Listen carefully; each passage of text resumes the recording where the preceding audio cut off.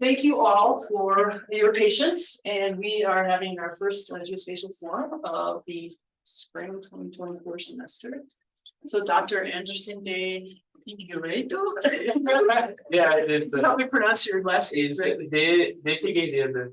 De Figueiredo. I had some Spanish a long time ago, but probably just. It's good. It's good. Yeah. So he is postdoctoral research associate with WIACT, Wyoming Anticipating Climate Transition, and is going to share with us community mapping, participatory mapping from Peru that he did before he got to the University of Wyoming, and also I think thinking about climate for these folks and community participation in, I guess, being resilient to climate change and also related to tourism. So thank you very much, Anderson. Please take that. Thank you, Beth. And I brought some water for you. Oh, thanks you. Should get thirsty. Yeah, so as Beth just introduced me, so my name is Anderson de Figueiredo. So in Brazil, it's not like Anderson, it's like just Anderson, but here I'm Anderson. So thanks, Beth. Thanks to also YG's and Jeff Hammerlink for this invite. I'm really glad to be here and present my work from 2 years ago when I was doing my PhD. And so I went to Cordillera Blanca, Peru, and I worked with some campesino communities there. Yeah, right now I'm a postdoc working with WIACT, and WIACT is a 5-year NSF grant to work with Wyoming communities and try to understand how to adapt to change in natural resources, especially on water availability. And we are working in the 3 headwaters. So it's Snake Headwaters, Upper Green, and Windy Horn rivers. But today I will talk about work in Peru. So the title is Participatory Mapping, Cultural Past, Climate Change, and Territorial Issues in Peru and Andes. I will talk about participatory mapping as a method and some of its outcomes, but most important, I will show you the context of my research and how I the process that brought me to work with participatory mapping with local communities.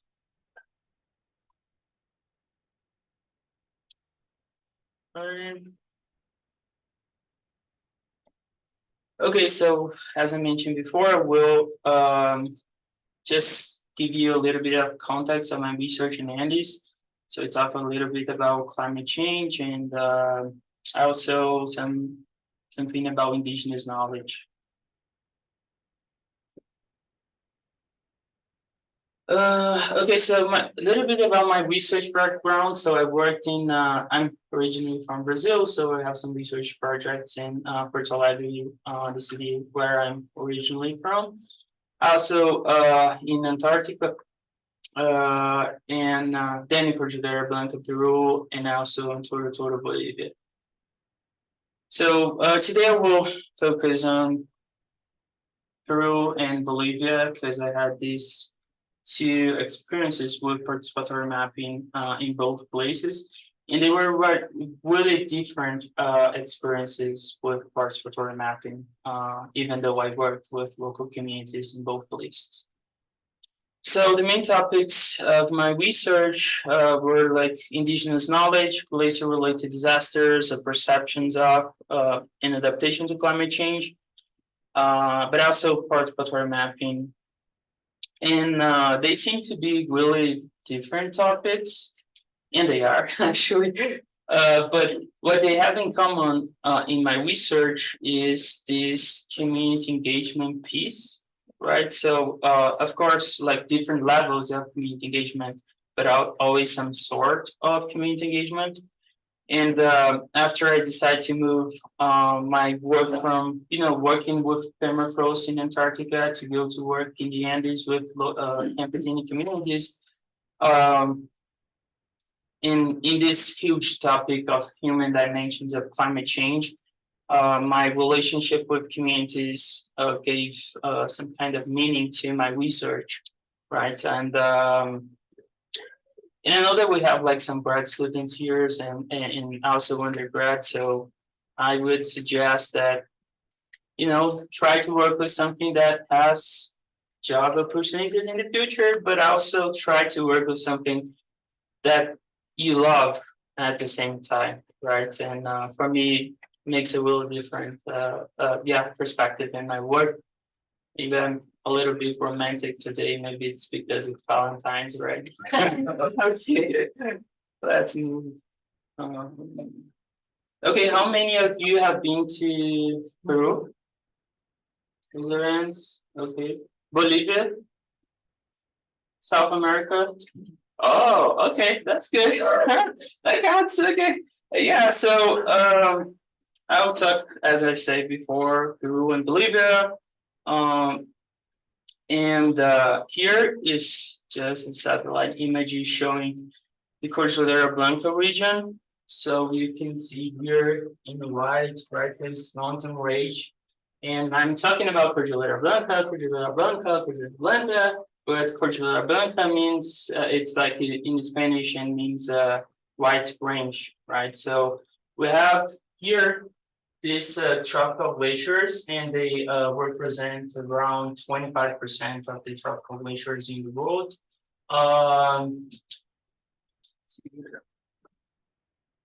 So here we have the Santa River, and you can see that, I don't know, you can see, I hope you can see that there is like an important contribution from the melting water from the glaciers, and especially on the dry season, that is important not just from the Indian communities, but also for the coastal communities, right? So some of them rely on the water, the melting water from the glaciers in the dry season for their crops.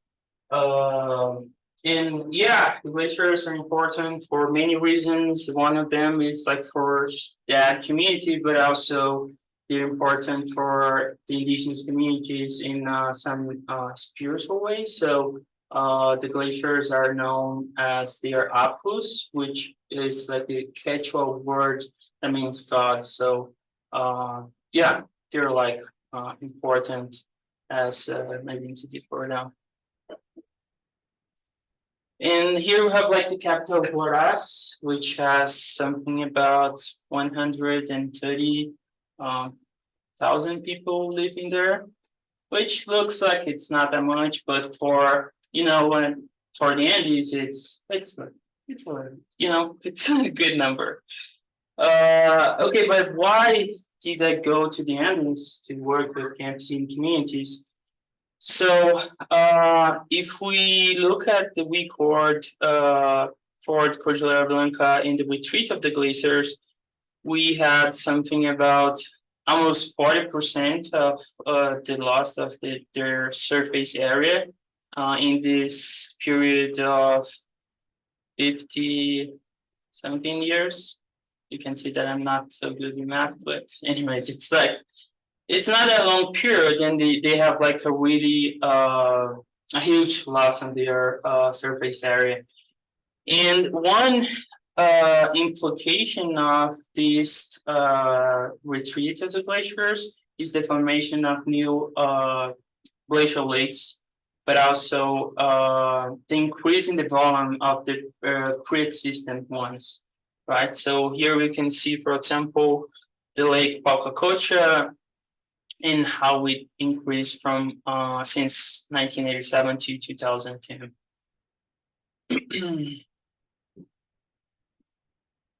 And why I mentioned these glacial lakes and, you know, and the retreat of the glaciers, because one of the most, you know, impactful glacial related disaster in the region are the glacial lake outburst flood. So they're like, I think they have accounted for more than 20,000 fatalities. Yeah, in the not long period of time. So a lot of people died because of these glows, right? And so my question My research question was how climate risk, like a glacial lake outburst flood in the Peruvian Andes, have been managed. And in order to like try to answer this question, I looked into in their archaeological data. So I studied some of the pre-Columbian civilizations and the colonial civilizations, and then the post-colonial ones to try to answer this question. Okay, Anderson, talk about participatory mapping. I will in a minute, but I'm just trying to provide you like a context of my research. And so, as I mentioned before, there's like these globes, and the most impactful were in 1941, the Palcacocha Lake, the one that you saw in the previous image.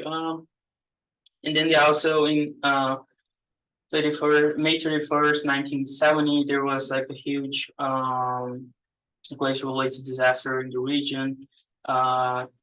There was like an earthquake that triggered a globe in the region. So more than, I think, about 18,000 people died in this event. It was like a huge one. And so what I did, as I mentioned before, Beth, can you just control my time, please? Oh, thank you. So what I did was in like related to GIS was map these archaeological sites, but also map the globe areas, right? To try to understand like these different settlement patterns in the region. So you can see here, for example, in the western flank of the Huascarán and Guandar glaciers, some previous like globe areas, but also their archaeological sites. And what I found out was that most of the archaeological sites were in safer areas. So you can see that more than 80% of the archaeological sites were in safer areas. Here, it's just to show you that besides the fact that most of them were in safer areas, the denser settlements were in safer areas. So, for example, Queuchu, and also this one, I think, is Tierra Rica, they were in safer areas. And most of the settlements were in safer areas, so I came up with this concept based on the Mark Carey's research, who is from a professor from the University of Oregon, who works with environmental history, and yeah, he developed this concept of socio-cryospheric systems, and then I mean, while working in the Andes, I came up with this Andean socio-cryospheric concept, which means that basically indigenous knowledge, right? So the societies that adapted the region, they were able to choose safer place to live, and then something that was like kind of surprising for me was looking to Huaraz, for example, that you just saw in the previous image. So Huaraz, as I mentioned before, they have like a population of more than I don't know, 130,000 people living there, and they were like in a a high risk area, right? So it was like there's something in my research where it doesn't make sense, and I found out that sorry. So here's the event that I mentioned in 1970. So it almost like vanished the city of Yungay, the town of Yungay. It was a huge event. And what I found out with the work of Mark Carey, Waldo Menegai, and Javier Pulgar Vidal was that this modern city, or maybe I would say colonial cities, they were founded by the Spanish. And so basically they excluded the natural landscape from its constitution and worldview. I mean, they didn't consider the knowledge from the locals, right, or the indigenous knowledge. And Javier Pulgar Vidal said that the old Peruvians never built in place that had the potential to be destroyed by landslides. I wouldn't say that. I found out that there's some there's like archaeological sites in high risk areas. But what I would say is that if we compare these colonial, post-colonial civilization time, most sites in the pre-colonial civilization time, they were in safer areas if compared to colonial and post-colonial. That makes sense? Okay. Okay. And then I also work with participatory observation. So every year I would go to campesino communities and spend at least a month or maybe sometimes 2 months with them. I would work with their crops. I would, interview them and to understand their perceptions of and adaptations to climate change. And basically, what I found out was that, the campesino community is different from the cities. Their main strategy is like choose the choice of safe place to live regarding glacier-related disasters. But I wouldn't say that this is some sort of like modern sense of concern about high risk areas, but it's more like a ancestral heritage, right, from pre-colonial civilizations. And then, okay, I published a few papers about my work there, and how participatory mapping kind of started to make sense to my research was when I was in field work and I realized like, what could I do, with them or for the communities I'm working with. So they're like open the door of their houses and I can stay with them, I can do my research. And so I was kind of questioning my work and what I could do with them and for them sometimes. And so I asked them, or in some of their leaders, like, what are your needs and how could I support you in any ways?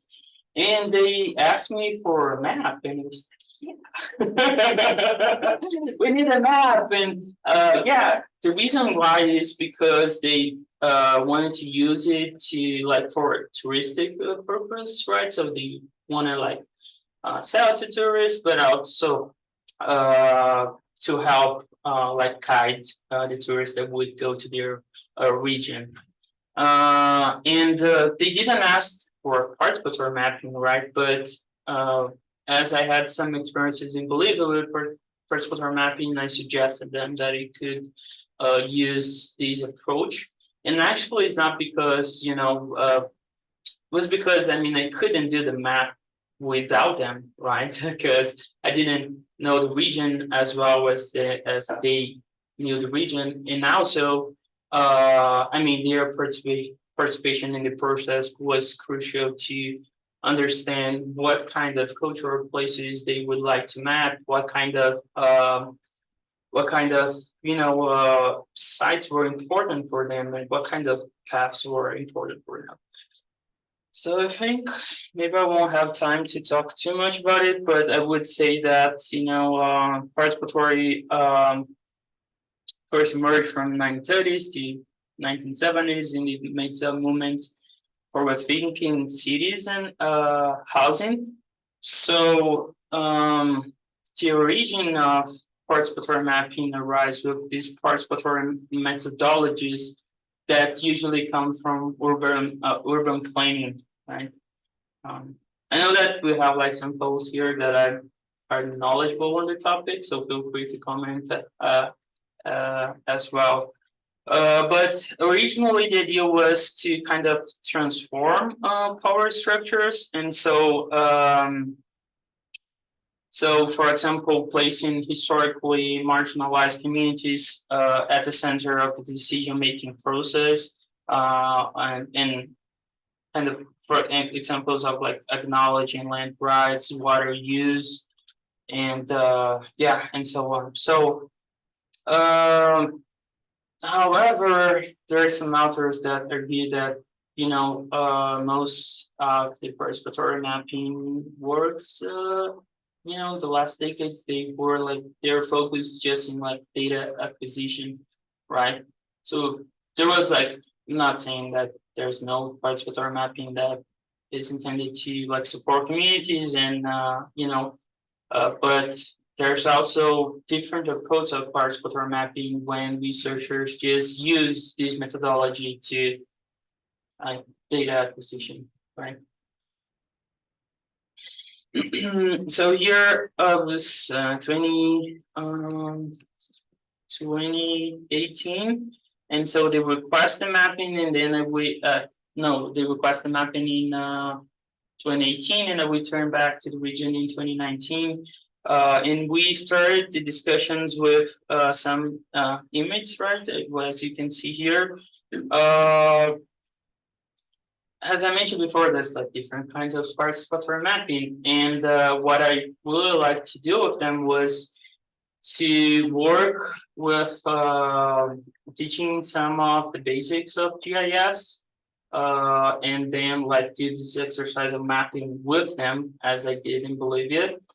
But I did have the support from a local institution, but from like, because of what was logistically point, so we would need to like commute from like 2 hours from their place. We were not able to use their structure, right? So basically what we did together was they decided the paths they wanted to map on, or the cultural paths that were important to them, especially paths to the glaciers, to the glacial lakes, and to some archaeological sites.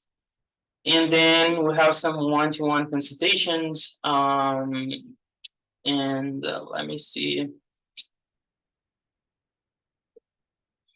What is the most basic thing while making maps? What would you say that? Yeah. To communicate a message. Okay. But but if you think about the map itself, like it's like location, okay, scale. Oh, you mean like the basic pieces of it? Yeah. The title, the scale, the compass, the legend. Or boring question, right? But anyways, so yeah, I mean, the scale of the map and the extent of its boundaries, it's like really important, right? Because we'll make some phenomena appear and others will be invisible, right? And I'm mentioning this just because when I used this the satellite imaging, right? The first thing they mentioned to me, they said, "Oh, you're missing Quebrada Onda. You're missing like a part of our territory that it's important for us." Right? And I was, "Oh, okay, I'm sorry." So, anyways, the point is that if you look at the governmental institutions, they will map their territory until this line here. So, for example, the Comunidade Campesina de Vicus, they will have like shape file, for example, just for this, you can see here, right? This region. And what they said was, no, we have like a huge territory that goes through Quebrada Onda, and it's really larger, right? And what we have here, it's the Huascarán National Park. It was like, I don't know if it was founded in like 1970 or 1970s. And what the community told me was, hey, we have like the land rights previously the creation of the national park. So they have this territorial issue about the boundaries of the campesino communities, the campesino community, and what really happens there is that they manage the territory that they say that is their territory, right? So there's like a kind of tricky situation between the national park and their campesino community, right? So they also have some mining activities in the place, and anyways, all this talk to mention that I missed an important part of the territory. And sometimes when we make a map together with the communities, we'll learn some things that we wouldn't learn if we would make it by ourselves, right? Yeah. And so another thing was important was that we have this path. I mean, I walked the path with the elders of the community, and something interesting for my research at that time. I was curious about the relationship with glaciers, and some days before our walking, I did some questions to them about the glaciers and their relationship with the glaciers. And they would usually say, I don't know how to answer this, and so that's fine if you don't know how to answer. But then while walking those paths with the elders, they would just, kind of answer my question naturally, right? Because they were immersed in the landscape, right? So they needed this landscape context to express their relationship with their place, right? It might be kind of obvious, but for me at that time was something that was really valuable for my work to understand that sometimes these participatory mapping and the walking with elders was some sort of important methodological strategy for my work, and I work with them. So this is the path to Lehiacocha. Sorry. And so this is an example of, was walking with elders, and that there was this, 70 years old campesino going ahead. I think he was kind of tired to walk with me because, I'm from a place that is like about 7 meters above sea level. And we were there we walked from maybe 10,000 feet to 15,000 feet in a couple of hours. And I was like, hey man, let me breathe. And anyways, it's just, yeah. So this walking was important for me because they kind of naturally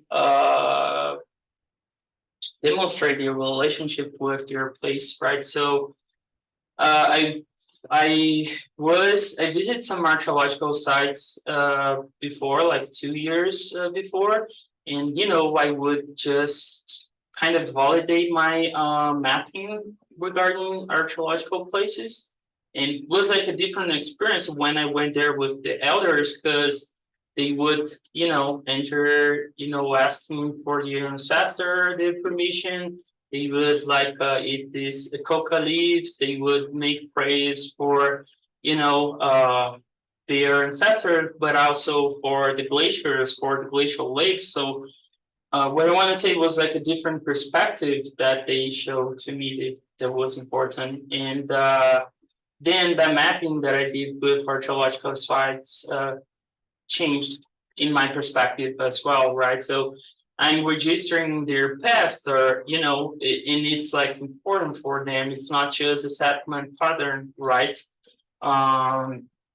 Anyway, they would say this praise for their apples like Teta Inti, Imakia, Apu Waskaran, and things like that. And they usually mention Waskaran. Waskaran is the glacier, Huascara Glacier. Oh, have more 2 minutes, 3 minutes, and then questions, or okay, that's good. You see. Yeah, and so another thing about their relationship with glaciers is their raspadilla. So they usually I mean, we have ice cream here, right? But we don't have like ice cream with the ice from the glaciers, and they actually have their raspadilla using the glaciers too. So there's they're consuming the glacier, and it's just to show they have really I mean, it is important as an economic resource for folks, but it also is important from a cultural perspective, right?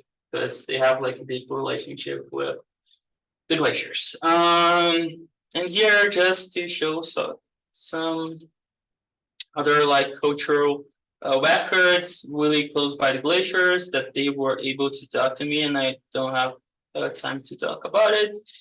Well, Bolivia, I would say that 2 minutes. You can go 5. Fine. Okay, yeah. Keep going. So maybe here I would like just to highlight some differences from my participatory mapping activity in Peru and then in Bolivia, right? So in Peru, I was working. Of course, I have like the support of my advisors, but was like a project that it was doing by myself. And so in Bolivia was a different experience because I worked with an interdisciplinary group, an interdisciplinary team of folks working in geology, ecology, and different fields. So here, as I mentioned before about the support, to work with them, it was like really different because I was able to teach some students and some local communities, so campesinos or managers, how to use GIS. We had, of course, some field work. But we have some classes that before the field work, right? So, and they were able to use a QGIS, like this open source software, right? So, I would say that the huge difference between my work in Peru and Bolivia was that, okay, in Bolivia I was able to have a different kind of participatory mapping because they really make the map, right? And so they use GIS, they use QGIS, and something important from this is that they have like, in this way, they have like, they're more independent. So they can, after I leave and, I don't have like, I can work more with their mapping. They can, edit their map the way they want. And so this is really helpful. Just here in the radio to engage the community, ask them to participate in the project. We participated in some cultural activities and we did a lot of maps, as well as some things to facilitate the learning process. So this is the PI of the project, Valdo Manegar, drawn to kind of teach geology. So as I mentioned before, we were working in this interdisciplinary team, and even for some researchers in the project was kind of challenging to, understand the geology of the place. So we have this as a educational component, right? And well, right now it's just to show you that Y-Act is a huge project, and we have like folks working with social sciences, ecology, hydrology, and different disciplines. But my role in Y-Act is like with community engagement, right? So what I'm doing right now in this Nick Advars is show to some the most vulnerable voice of climate change, I would say, or the groups most impacted by some immigrants, some farmers as well, some difference in our narratives, and they are they're mentioning how they would be impacted by these different chains in the future and how they would respond to those chains. So just to finish here, just need to acknowledge Jefferson Simões, Valdo Manegar, my advisor, co-advisor, Sarah Strauss from WPI, Pablo Tadalcillo, Julio Evaristo Pascual, Amekativo Ramos, Federal University of Rio Grande do Sul, Ricardo Jesus Gomes Lopes from INAHEN, and University of Wyoming, for allowing me to talk a little bit about my work here. Thank you.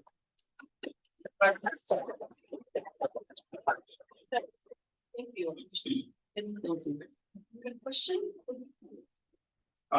So you mentioned the difference between the participatory mapping in Bolivia versus Peru. Well, Peru, yeah. Yeah, Cordillera Blanca, yeah, Yeah. white reindeer. So I'm kind of wondering, like how you, I mean, you did Peru first. Did you show up with a ready-made map and then they were like, what the hell is this? And In Peru was yeah, I used like that imagery from like Google Earth just to like start the process of mapping and then walking, and sometimes they use a GPS and make the path. But yeah, I mean, as I mentioned, I would like to make the map with them, but I ended up using ArcGIS and making the map, and then showing them the map and getting their review and their suggestions. Sometimes they would say like, I didn't like this color, and then would change the color. But we have this kind of limitation. And I also would come back there in 2020, but then COVID hit and I wasn't able to, come back there and kind of yeah. But I mean, I worked on the ArcGIS, and then I sent to them the maps, especially for some leaders in the region, and they would say some things in Quechua, for example. We were able to like register some name of some places that were important for them in their native language, so in Quechua. And what's interesting because some of the young folks in the community they didn't know this place and or their names, and then we were able to register. So yeah, I mean, it's like a different experience in like mapping, right? So I kind of did the map and then showed them, and they would review. And in the Bolivia, it was like different because I was able to teach them to use like QGIS, and they would like see that it's possible for them to make their own maps or That's a good question. yeah, well, I was just wondering because I was wondering maybe it's just because was it seeing the imagery of the place that they kind of knew where stuff was, like mentally, like had a mental map, but then like maybe you've never seen it from space. Is that?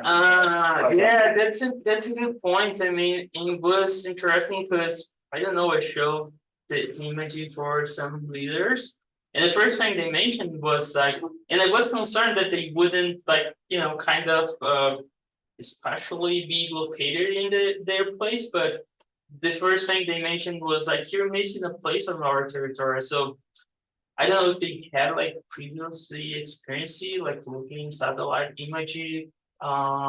This region is known as like really there's like a huge there's a lot of folks that go there for like tourism reasons, right? But also many researchers, and so I don't know if like they had some previous experience with mapping, but they were able to look at the imaging and like and point out the places that they would like to go, and yeah, so I had no problem with like, hey, this is a different perspective of your place. So kind of a follow up on that, and then it's just really short. So did they have any sort of historical maps of their own that were so I mean, I worked in 2 campesino communities in the Andes, and one of those communities, like decades ago, they were working with Cornell University and some anthropologists from Cornell University. There was like a huge project there, and so I think that they have some maps, but I don't know like how they work with like ethnography and working with communities, but I don't know how the communities contribute to these maps that Cornell used. Yeah. I really like the two questions that were brought up by and Nick.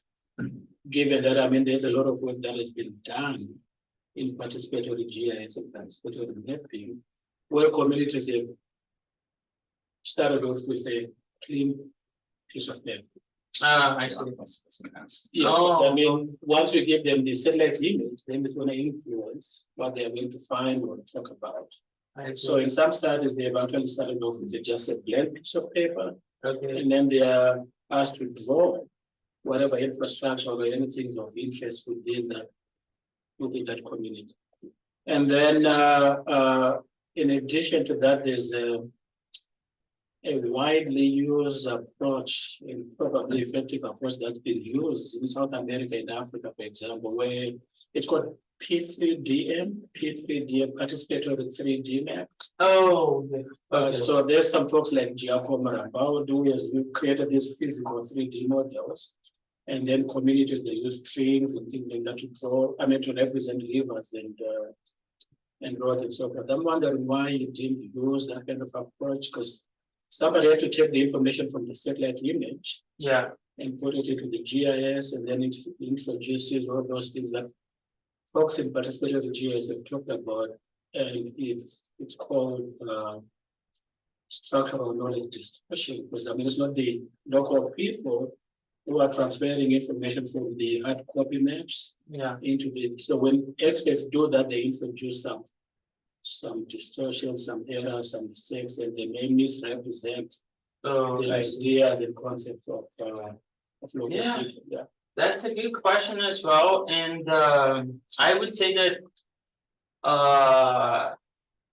there was like many limitations in my research, but I did start with like mental mapping with like some key leaders, and they usually would like represent their rivers or represent, their geological sites or some cultural places that were relevant for them, right? And I think it would be wonderful to have like this 3D mapping, but we didn't work, and I think maybe, I don't know, in the future I can apply for grants and try to come back to the region and work with participatory mapping in the 3D, which maybe would be like a different experience, right? But yeah, I think that there's like many limitations in my work, and that's a good idea. Yeah, at that time I wasn't able to do it with them. Yeah, so thanks for the talk. And just curious about how much time did it take for you to establish relationship with communities? Oh, that's a great question. So the first time I went there, I spent like a couple of months with them, and and it was like different because they treat me like a tourist, this guy from Brazil, this researcher. And then when I returned in the next year, to work with them in the participatory mapping, they kind of start to treat me like a friend, right? Oh, like this is Anderson, this is our friend, and so I think this like change in direction of my research and like trying to, first, okay, let's do this point of observation and let's learn how they perceive their perceptions and adaptation to climate change. And then this change to, hey, what can I do for you or with you? Like change like the trust and the relationship we have. It's a really good question. So yeah, this building trust and getting closer to local communities takes time, and we're having the same issue in the with Wyoming communities. And that's actually I want to ask. Like now you work in like your project now is like in Wyoming. Like what kind of method or what way do you take to like connect with Wyoming communities? Okay, so that's a good question as well. And so with farmers, for example, the first time I went there, introduced myself and said that I would like to interview them. They would usually say, "Hey man, we're busy, you want to talk about climate change? Come on." But then I got second time and I said, "Hey, I can work in your crops. I know you're busy. We can do the interview while we have lunch."